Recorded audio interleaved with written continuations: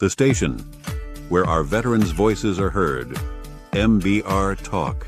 Hey, thanks for supporting our channel by watching and listening. Find us on the web at mbradio.us.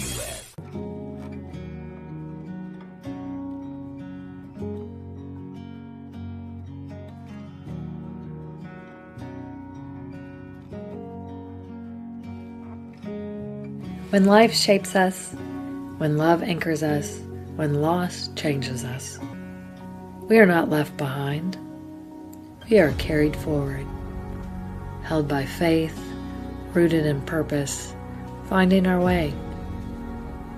This is Carried Forward, a space for stories of resilience, purpose, and forward resolve.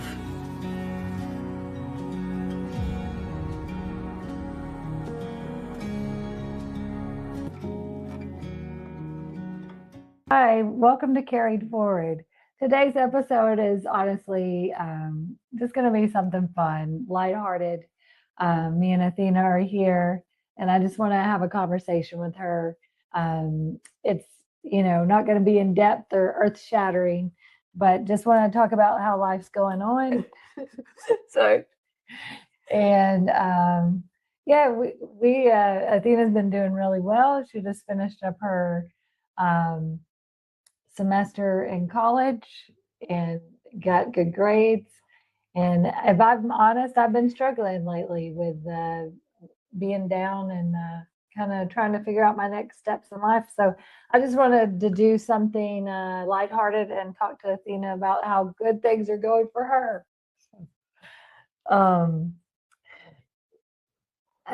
We usually get on here and start talking about our loss and things like that. And Athena did recently get to see a video of her dad that I thought was really fun for her to see, and I got to see it too. I knew which one when she said that it was really funny, which one it probably was. But tell us a little bit about that, like your experience, because she had never seen that video before. It was definitely a different side that I had never seen him be before, because I was young, so he was holding up his dad mentality. So it was basically just him having fun and laughing and cracking up jokes and stuff like that. And it was a really funny video. Yeah, it was. And I got to watch it because she told me to ask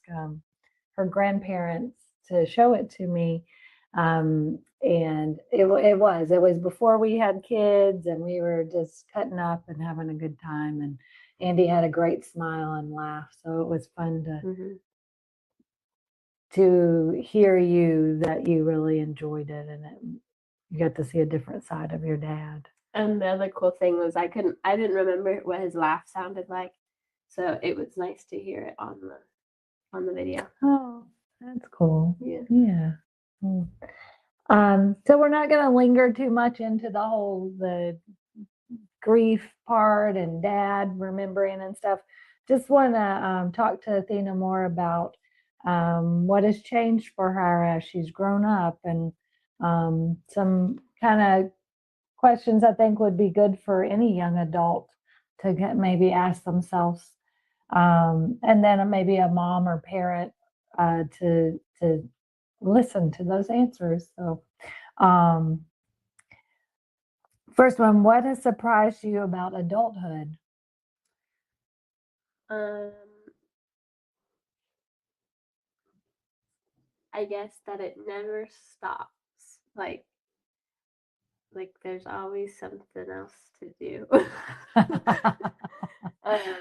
Not that it was, well, I mean, it was because you had summer when you were younger, and so there was always pauses and breaks. And so I guess whenever I became an adult, I didn't really prepare for the nonstop kind of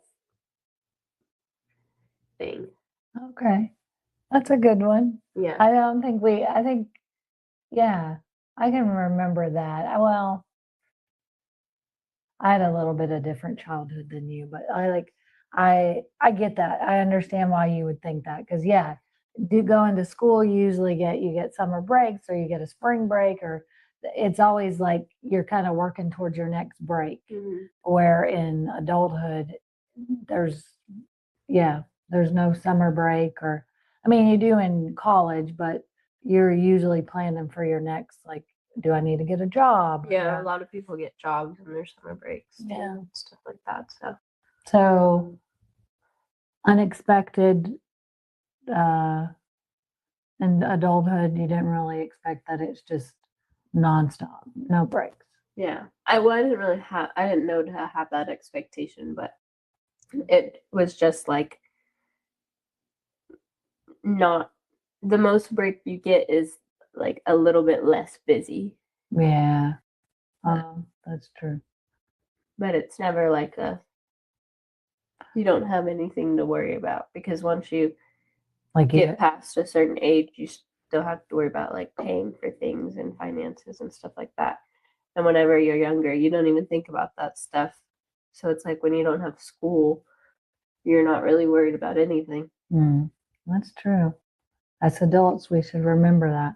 Although I would say that as an adult that needs more breaks now than I ever have. Probably in the past, like when you were little and stuff, I didn't need many breaks. I would say that build, you're never going to have like you did, like a summer vacation where you don't have to worry about anything, right? But build in breaks into your life. I think it's important to give yourself shorter, small breaks. So yeah. Well, I mean, I feel like that's why people go on vacation. True. That can also be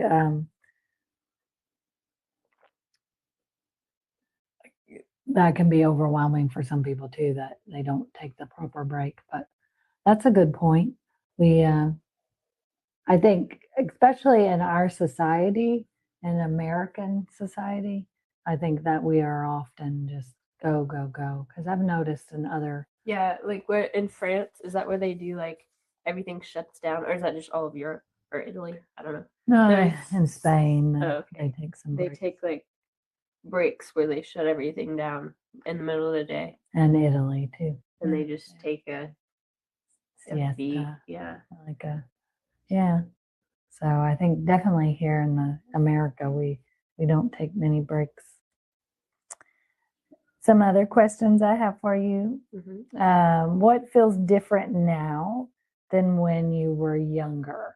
Well, that was kind of a repeat, but more specific, like something specific, not just like what you're saying, a change and breaks. For me specifically, I guess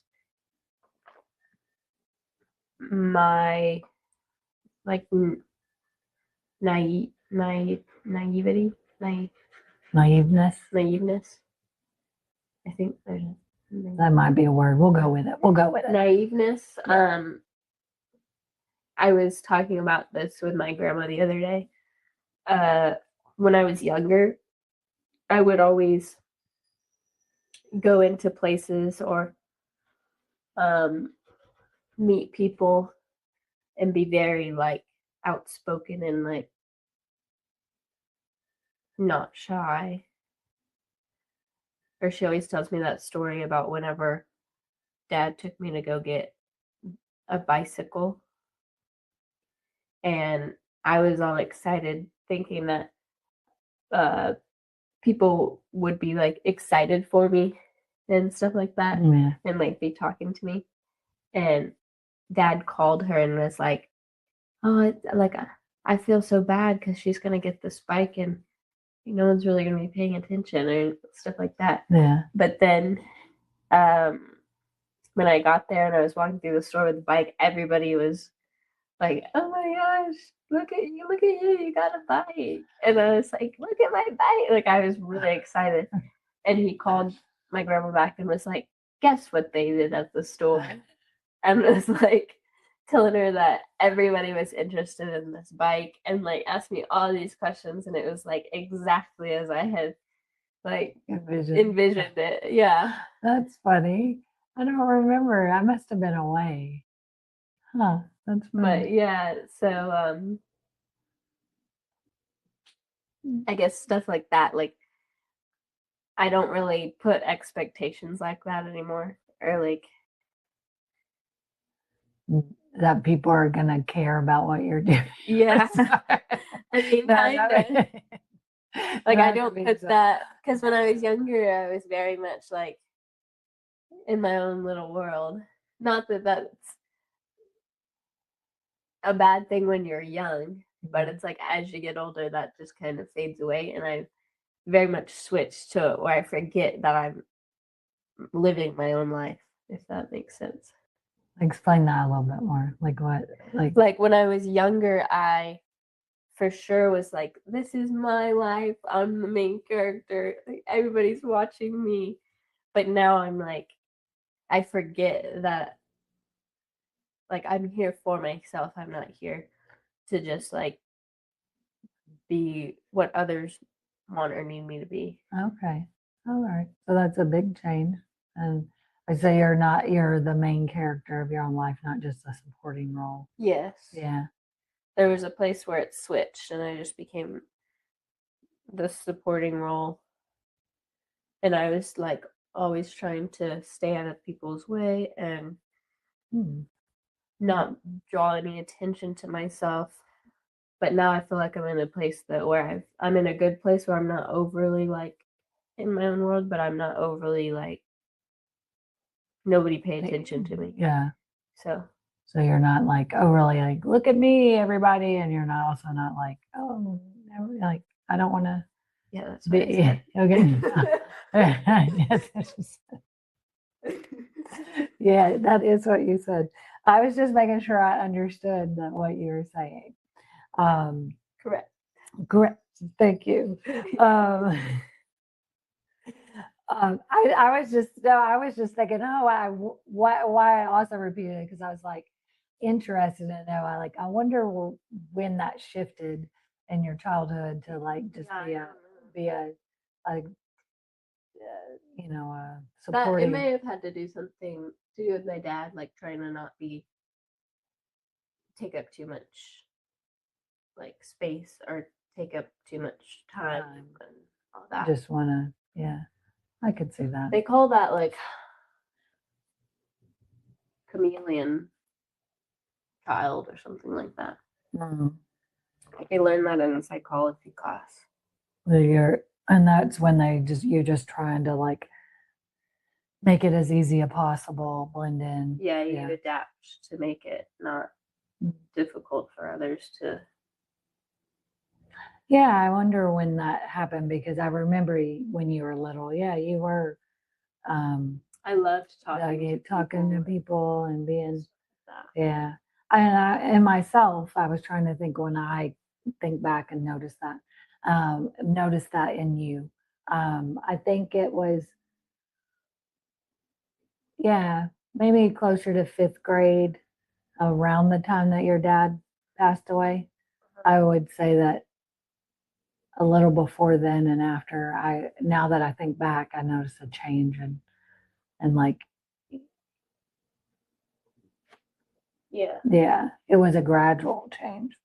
It wasn't anything like, definitely in middle school too. I think that's when I started to notice having more like social anxiety, like not wanting to actually go up and talk to people, make myself stand out or anything like that. I think that comes with middle school, Yeah. though, like not just That's pretty normal. Okay, what has grief taught you about people? Kind of interesting. My grief specifically, or everybody's grief, just in general? Your grief specifically.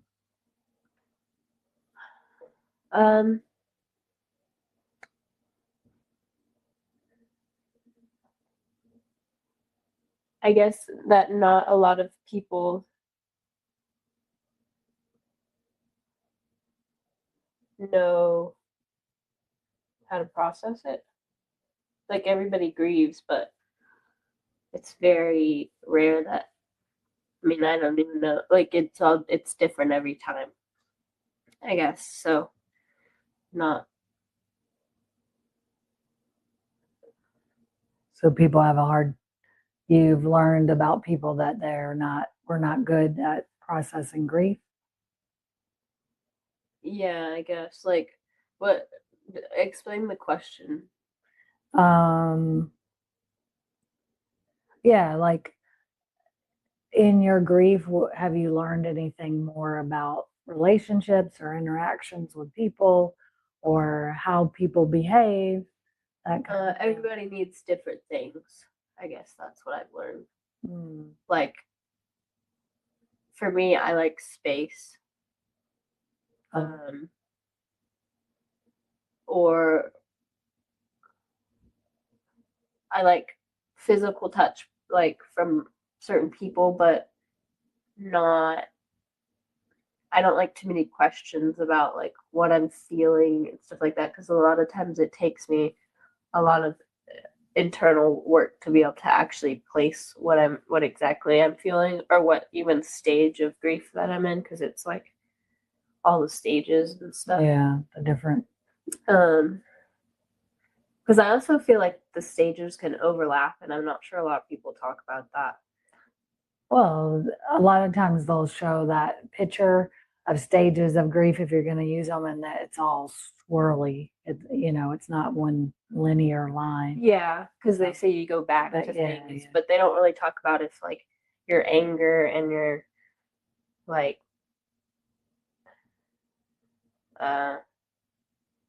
acceptance could even overlap, stuff like that. Like kind of having a little both at the same time. That's true. They don't talk about them like the different steps intermet, like you said, overlapping. Yeah. That's a good descriptor. Yeah, or meshing together. Or even like how some people need like a big support group, I guess, to know like what's going on, and they need to be able to tell people what is going on in their life. Mm.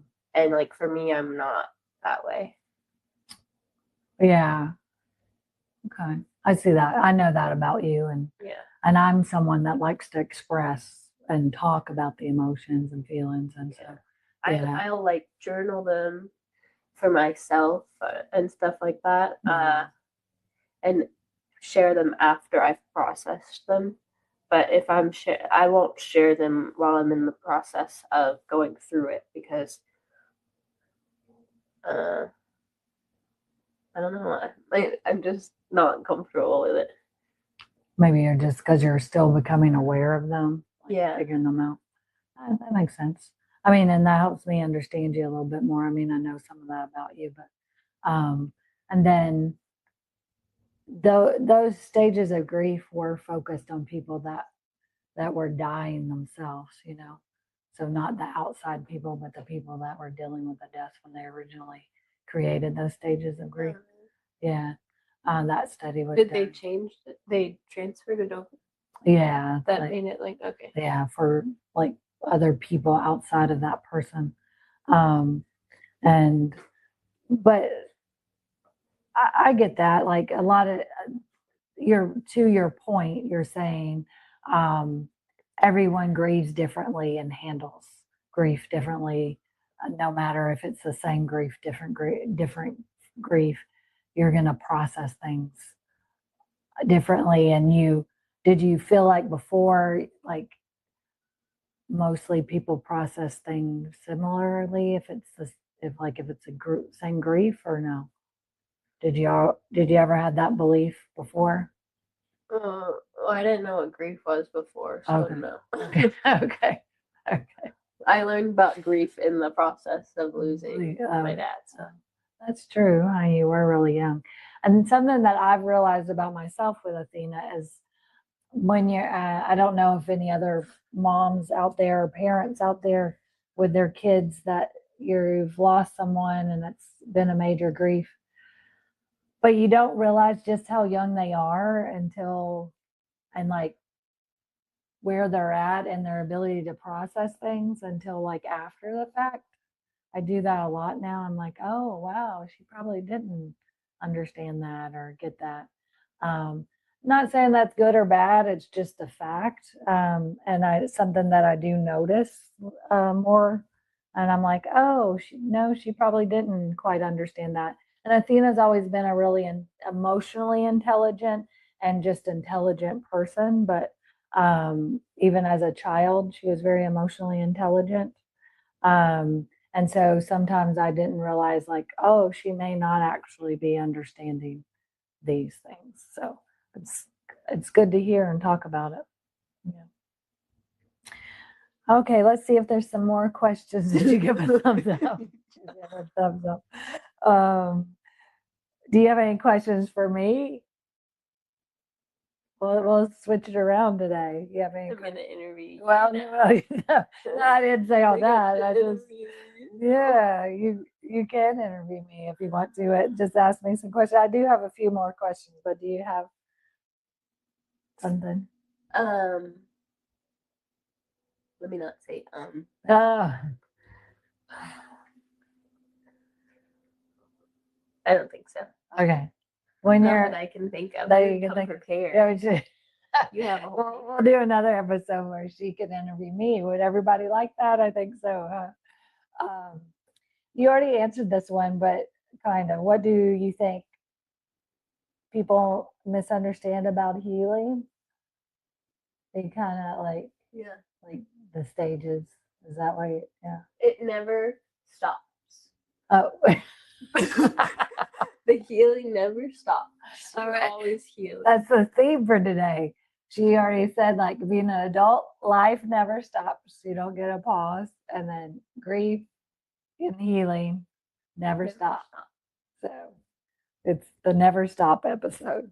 Never ending. Never ending. Okay, so anything else you'd like to add about you becoming an adult that I haven't asked about, like that you'd like to share with others, like the difficulties or the positive? Because I'm always like the glass is falling off the table, but Yeah. I'll some be good things, positive. positive things.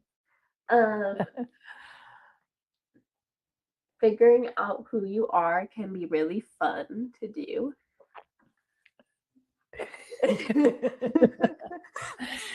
Yes, I will agree with that at 21. Yes. I know I'm still in the process. Yes, I know that. I'm so happy to hear that. Yeah. Just trying different things and seeing what makes you happy and what maybe doesn't make you happy. I love that for you. Can be fun. And take life as an adventure when you can. I love this. I like that. Yeah. Yes. It's working on not letting everything be so serious all the time. You can always start over. You may have more consequences starting over, but the older you get, but you can always start over. What you looking at me for? No, I love that. Yeah. That's good. I always try to tell myself those things. Uh-huh. I'm glad to hear that you are bringing that. And always ask yourself, what would Jesus do? Oh, I like that. Oh, you got That's what would Jesus do? Oh, I think you got me one of those. I did. What would Jesus do? That's a good one. Yeah. Sometimes it's hard because you're like, oh, he probably wouldn't do this. He probably wouldn't have got himself in the situation in the first place. But he can get you out of it. So what would Jesus do? What would Jesus do? That is true. Yes, so many times he probably wouldn't have got himself in this in the first place. But what would he do now? He would have listened to God the first time. Yeah. But those are good. Look at those points of wisdom. Those are really good. I love that because Athena in her life has not been taught from me by example. Maybe I've spoke it, but I haven't lived it. As like, stop taking life so seriously. her dad was really good at that, and I often miss that part of him because he did balance that out, and he would be like stop stressing. Like, it's okay. Life will keep lifing, and either you can take it seriously or you can enjoy it. So, I mean, you can enjoy still taking things seriously, but like not being stressed out about it. Thank you, Athena. Those were great points. And I'm so happy to hear you say them, right? My mama heart is like, yeah. I mean, I might not have got those messages yet, but she's getting them. Hey, they go and come. Yeah, they come and go. That's what I said. Okay, we're gonna looking forward for Athena. Yes. Yeah. What kind of life do you want to build? A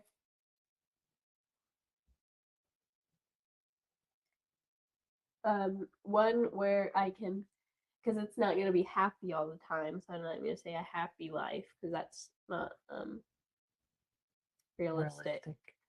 But one where I can easily get back up if things don't go my way, where I can stay positive and find good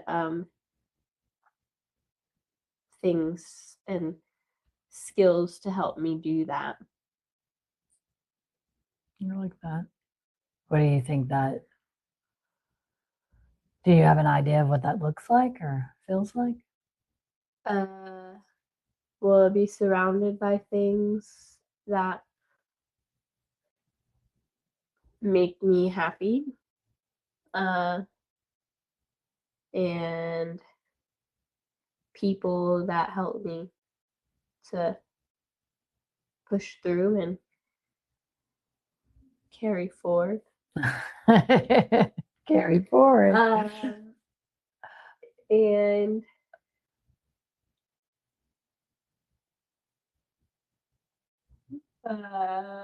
have freedom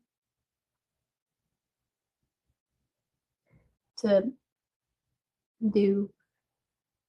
Change. Yeah. Hmm. And enjoy what I'm doing, like my work or my hobbies. And Sounds good. Yeah. Love that. And she wants to be by the beach. yes, Yes. that's surrounded by happiness. So that's her happiness, the beach. What values matter most to you now? Honesty. That's my top value always. That's my core value too.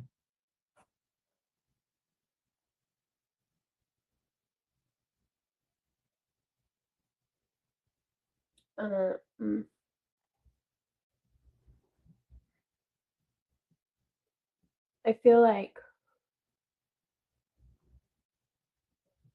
this is what I'm working on,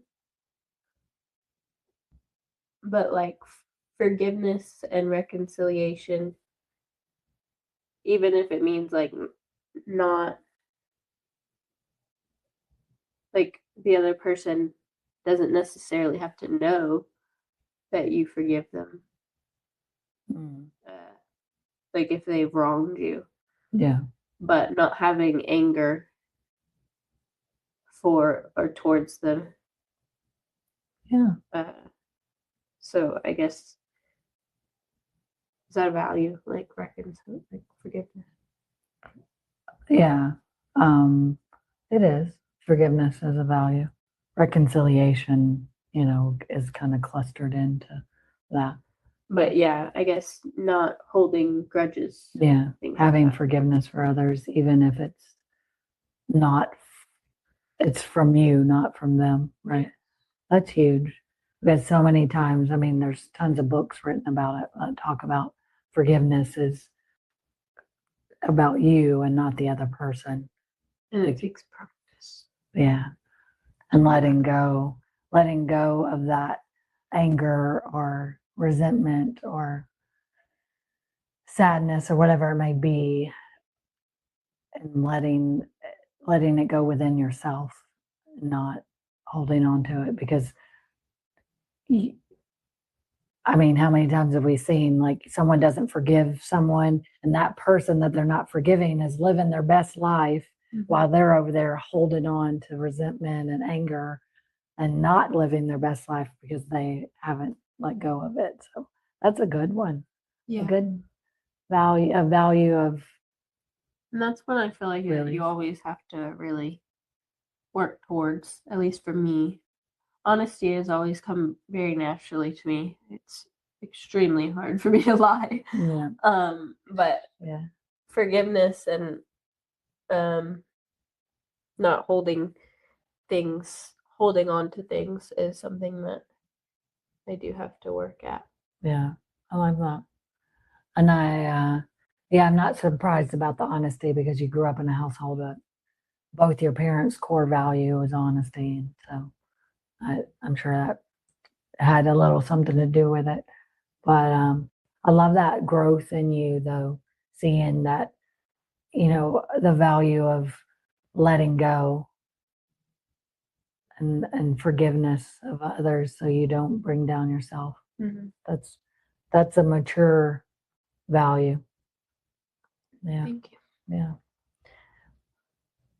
What helps keep you moving forward? Because you've had some ups and downs since becoming an adult and even before, and I have ups and downs a lot that she's experienced, and we've had to walk through together. So what is something that's carried you forward? I guess the biggest thing that I keep in mind is that if you don't have downs, then you can't appreciate the ups as good. So it's always going to get better. It may not stay better. Like it's a roller coaster. Yeah. But you can't appreciate when you're in a good season of life if you didn't have the bad seasons. So Yeah, I guess you wouldn't know the difference. yeah, you wouldn't be able to be like, wow, I'm really doing great right now and enjoying life, and I know the things that are making me happy right now. Oh, I think that's key right there. Learning when you have the ups and downs, what does make you happy and what probably triggers you to go down. I know that's what I've been working on lately, is learning. Okay, I'm doing good when I'm doing these things, but I'm kind of down, not doing so great, and these things seem to surface. Yeah. Yeah. So like for me, I know I need to keep my space clean. I need to be kind of on a routine. Even if it's not like something I do like going to school, because like right now I'm in summer, so I don't really have a lot of things to go and do. But I usually leave the house at least once a day or something so I can get out. But yeah, so if I'm starting to feel down and I look around and the house is a mess or something, then I'll just start cleaning. Even if I don't have the energy, I'll at least like pick up some trash or something like that. Oh, that's really good. So, Yeah. Do you find that also like changing your scenery? Like, say you're in the house and like you're not in the good headspace, like getting out for a walk or yeah, taking Charlie for yeah, a walk or something. it definitely does help, even though I'm not always very good at it Yeah. or like consistent. But that's usually what makes my down worse, is if I know what I need to do and then I don't do it. And then I'm like, not even trying.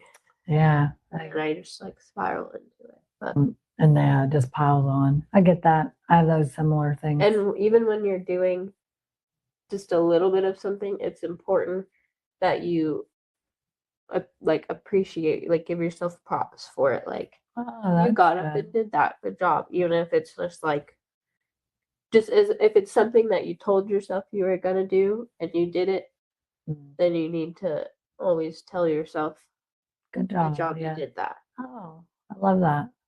That's a really good one. I mean, I've heard it before, but but not in the small things, right? Especially if you're a words of affirmation person, because even your own words have a lot of power. Oh, so true. So. That is so true.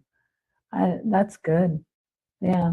I love that. I need to use that more on myself these days because I am a word of affirmation. But I love that, and even in the small things, because I think I've thought of like, oh yeah, you did that big thing. Give yourself some praise, but not in the like, oh, you got up and brushed your teeth and put your hair back, right? Yeah. Yeah. So that's good. So give yourself props even in the small things. That's good. And that helps you move forward. Those are really good. Because I'm a words of affirmation, but I'm also a people pleaser. So I learned to kind of trick myself, and I'm a people pleaser towards myself. So if I know that I am going to be pleased with myself if I do this, then when I do it, and I'm like, good job, you did that. Then I get that same, like almost that same little dopamine hit of like, that's really good. Yeah. I didn't think about that. I learned that about myself. Yeah. That's good. Yeah, it's like a double because you're like, I pleased somebody and good job for me. Yeah. That's funny. You want to add anything else we're going to come to an end? It's been a good conversation. I've enjoyed it. We're gonna go look at cats for my mom now. If anyone that knows my mom knows the craziness of that statement, especially right now after the catastrophe of cats. Sorry, Tiger Lily. Hope you're living your best forest life. But yeah. Okay. But thanks for being here today with us, spending time with me and Athena being a little silly, but a little serious too. Athena had some really good things. She's always been such a wise person. That's why even when she was little, I had problems. You probably didn't realize, like, hey, she's a little younger than what you're expecting her to be at times. Not always, you know. I did pretty good. Right. She's a great person. So I have a bad time of always reminding myself of the negative things that I've done. And I think that just to remind everyone out there, don't do that. Like, be positive, like Athena was saying, give yourself props, especially if you're someone that does like words of affirmation, because it does cause even me right now, like, to be down on myself. And that's not what I want to do, because I was a good mother, and everyone can see she's a beautiful young lady that is intelligent and has really good emotional balance. So we'll come to a close today. So, but I would just want everyone to continue just to love yourself, try to do better, even on the bad days, show up, have good conversations. And one thing I continue learning is that we don't carry people forward by staying stuck in pain. I'm learning that sometimes the hard way. We carry ourselves and people forward by looking to the things that are going to help us, the things that are going to help us move forward, like Athena spoke about. And that allows us to carry that person that we had and what they would want us the best for us. Just thank you for listening to Carry Forward. I hope you're having a great week. And see you next time.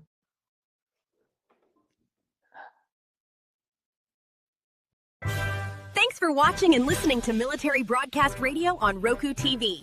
If you missed today's episode, the podcast will be available on and all major platforms shortly after we go off the air. We're here for you, not for us, giving veterans a voice. This is Military